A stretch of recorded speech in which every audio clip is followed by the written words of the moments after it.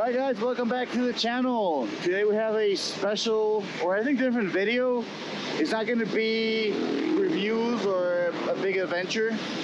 Well, I don't think we have recorded a big adventure yet, but so I don't know if you guys remember, but on the 1250 review, on those videos, I spoke a little bit about a Morocco trip. So today, we're riding with the dealership, the BMW dealership, because we are flying and driving to Morocco.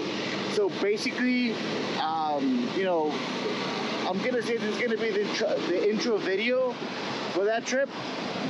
I'm gonna make a specific series just for the trip, but you know, essentially what I want you guys to know is this is our first time doing this. So having said that, it's gonna be your guys' first time as well. So anything we learn from this, our experience all the way from the airport to get into Europe, picking up the bikes in Malaga in Spain, and then driving over to Africa, Morocco, we're gonna record that. So I'll pause now.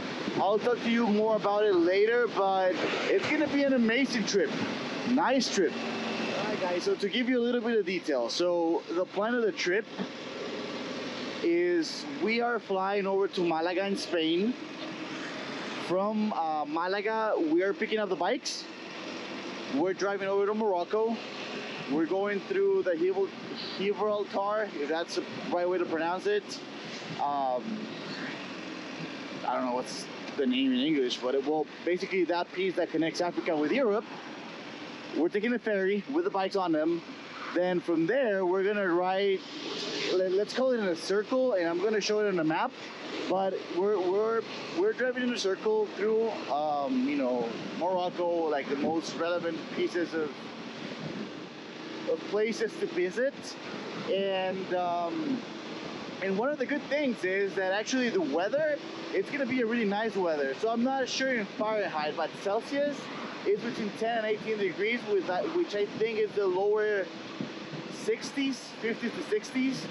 I'm in Costa Rica. So Costa Rica, it's known for its high humidity, 85 to 95 depending on where you live. Morocco, it's lower than that. It's on the 77% of humidity. So it's gonna be a good weather. It's not gonna be so hot. Europe is gonna be cold, or a little bit colder at least. So it's gonna be a nice initial ride, or initial weather to ride in. Alright guys, so another thing is that, or another intention with the video, is that we're testing the GoPro setup. So basically on my helmet, I'm using a GoPro Hero 10, and on the bike, I'm using a Hero 5. I have my thoughts on the Hero 10, mostly because of the audio. Still trying to figure that piece out, but I do want to use the Hero 5 to capture either, you know, like a point of view from the bike, or like this type of view that you're seeing right now. But yeah, I mean, it's all about testing. So if I take it to Morocco, I don't want to take too much things in the luggage. You know, I'm also looking to see if I'll take the drone or not. But yeah, I mean, I have my thoughts on the GoPro setup. We're testing that. Let's see how it goes. So there's a couple things that worry me from the trip.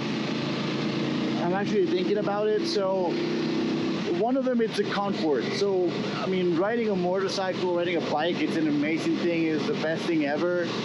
But again, it's something that it you know, gives a toll to your body. So the 1250, the R1250, like I said on that video specifically, it's a really comfortable bike. If it has the right setup, it's really comfortable.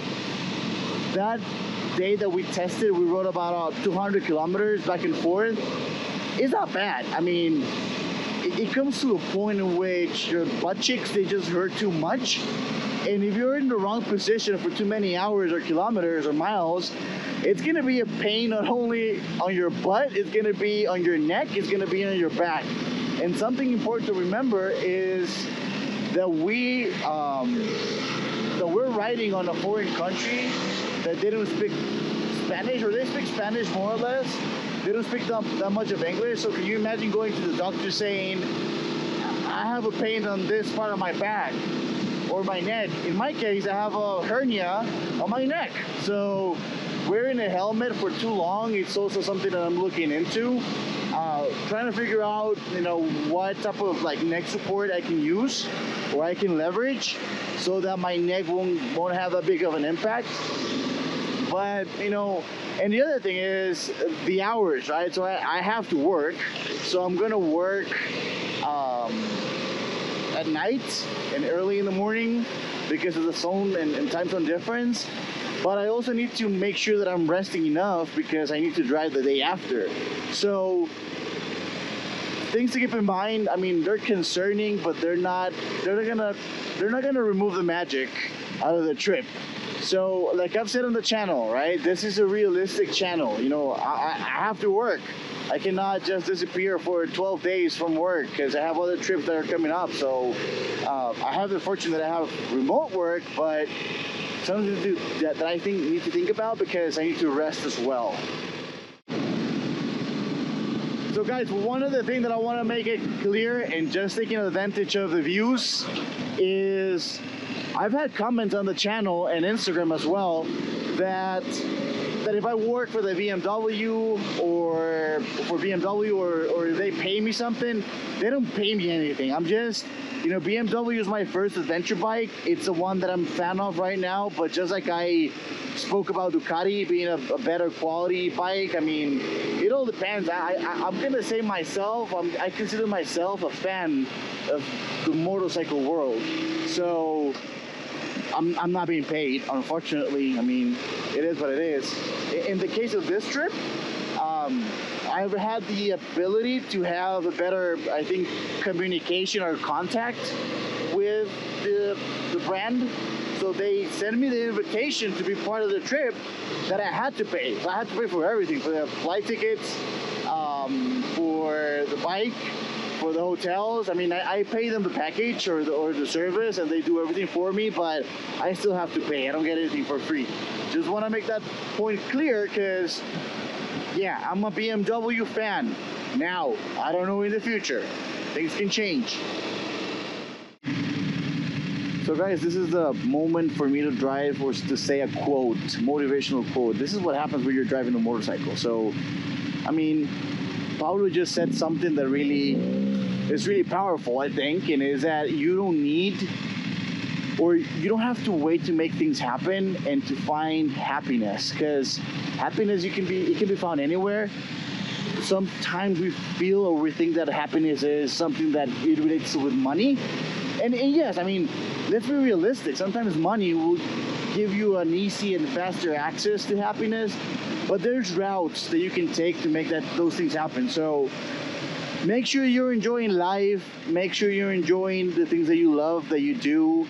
In my case is riding a motorcycle, so enjoy it. Have a plan, make it happen, and invest hours of your day in life on building happiness, because happiness is what is going to give you the best time of your life. Alright guys, so we're now getting into a town in Costa Rica called Salcero, if you guys want to visit. So in Salcero, it's known for its weather. As you can see, we're in summer, but right now it's kind of like a small rain, small drops. It's cold. I think I've never been in Salcero, and it's hot. Salcero, Paulo, what is Salcero known for? So it's known for its, and I have Paulo on my intercom. You cannot hear him, but he's on my intercom. But we know Salcero because the cheese, they have like a round ball of cheese. It's really good. The coffee, the sweets, they have a lot of sweets that they do here. The bakery, oh, it's amazing. And I think I'm missing something. Oh, you know, the trees and the grass and the flowers, they're all different because of the weather. It's kind of cold. It's a different site, but it's a really nice town. It's full of really amazing and nice people. Small town, but nice. So I'll let you see a little bit of Salcero as we go in through the mountain.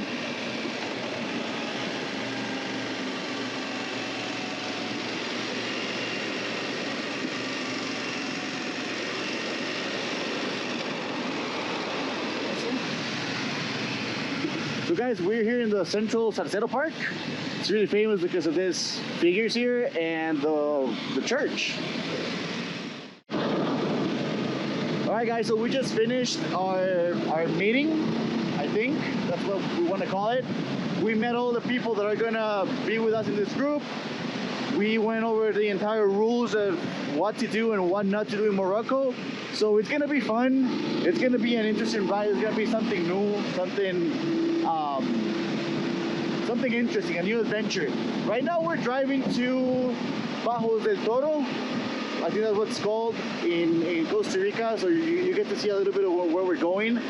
But on the meantime, I think one of the good things, or a couple of good things that I was able to get out of that meeting is this type of adventures, it's not only for you to enjoy like things that you like, but for you also to get to know people. I mean, getting to know people, it's nice because you get to learn from them. You get to, you know, meet new ways of thinking, and I think that's good for growth. So it's really interesting. The other thing is we went over the things you don't have to do in Morocco, and I mean, riding a bike, it's not, I mean, how can I say this?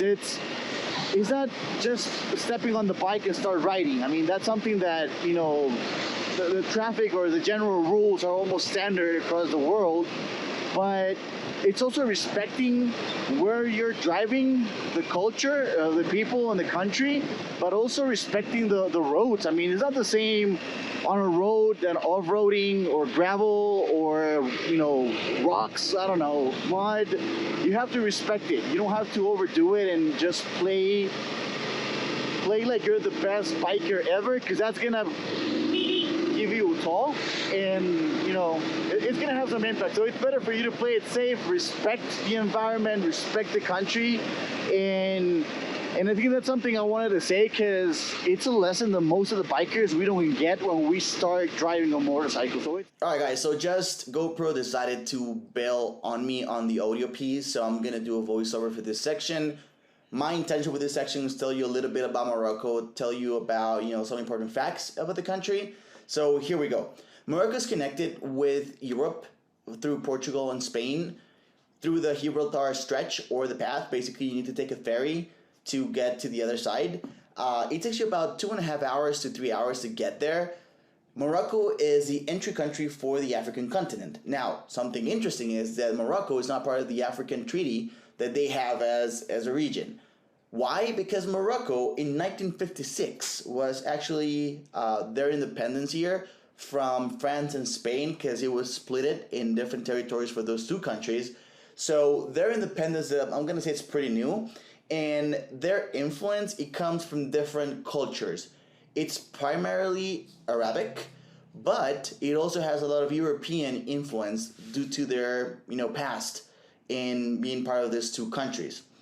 Their currency is dirham, which has many currencies in the world. It's not stable. Now, their political and social stability, I'm gonna say based on what I read, it's regular. I mean, it's not critical like many of other African countries. It has a good, I'm gonna say, social stability. Same for the political. Again, you know, that's what you hear and that's what you see from the news. It's not something that you will experience as a tourist, but that's, you know, at least what they say on the internet. Now, Morocco, it's in primarily 93% Islamic by religion. I think as a tourist, you gotta be also conscious and be respectful out of others, you know, other countries' beliefs and, you know, in what they do and their religion. So I think it's really important. It doesn't matter. I mean, Islamic religion or culture, it's really conservative, and again, you have to be respectful out of it. Something interesting though is that they enforce laws really strictly. One of them that, and I think one of that really caught my attention, is the fact that you cannot do any jokes or any derogatory comments against the royal family. As a tourist, that can give you a fine, a really, you know, a big amount in dollars, or you can even go to jail. So, you know, just gotta play it safe. Don't make any comments or any fun jokes about royal families in Morocco, because that's something they penalize strongly. One of the other things that I read as a fun fact, I think, is as in Arabic countries, they don't use so much forks, spoons, or knives. They use their hands. So it's going to be interesting. There's, of course, restaurants or hotels that they do give you this. But if you want to go to a local shop or eat at a stop somewhere in the road, you're going to find that they're not going to give you, or it's going to be hard to find, a fork or a spoon. Again, as a tourist, you're going to get it, but they prefer not to because it's part of their tradition. And I just think it's kind of interesting to have that happen. So, just because of the sights and the views, this is another powerful quote by me. You see how beautiful it is on the top, but it's just so hard and complicated to get there because, going up is never easy. So, those are the type of things that you think when you're driving a motorcycle. It's just like, you get enlightened by the bike gods, or I don't know, however you want to call it. But it's true, right? So it's like, it's complex to get to the top, but once you get there, it's just amazing. Just amazing. Just take a look at this place. First time here in my entire life, so it's always nice and good to see different places.